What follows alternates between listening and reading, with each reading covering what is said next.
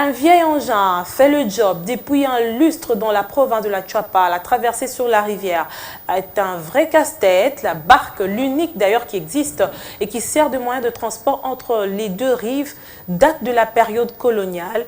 Une vétusté qui met en danger permanent la population qui contraint malgré tout à l'utiliser par faute de mieux.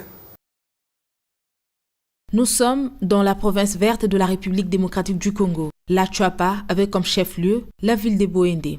Traversée par la rivière qui porte le même nom, cette nouvelle province issue du démembrement de l'ex-province de l'Équateur peaufine des stratégies en vue de se mettre au diapason des autres provinces. En séjour dans cette nouvelle province, notre attention s'est focalisée sur la traversée de cette rivière. Ici, les navettes sont assurées par le bac de l'Office des routes, vieux de plus de 30 ans. Nous avons un ancien bac là, puisque vous voyez l'état du bac, le moteur n'est pas vraiment en bon état.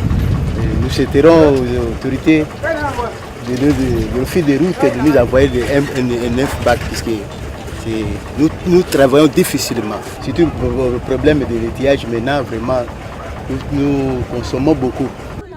Cette traversée de la rive gauche vers la droite et vice-versa est salutaire pour les populations riveraines. Le bac nous permet de traverser en faisant des allers-retours avec les marchandises. Le bac nous aide à traverser les camions et la population d'un côté à l'autre.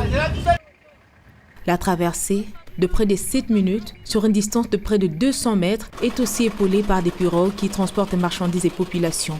Femmes, hommes, jeunes et vieux, ce moyen de transport est utilisé par ces usagers au quotidien et personne ne veut en manquer.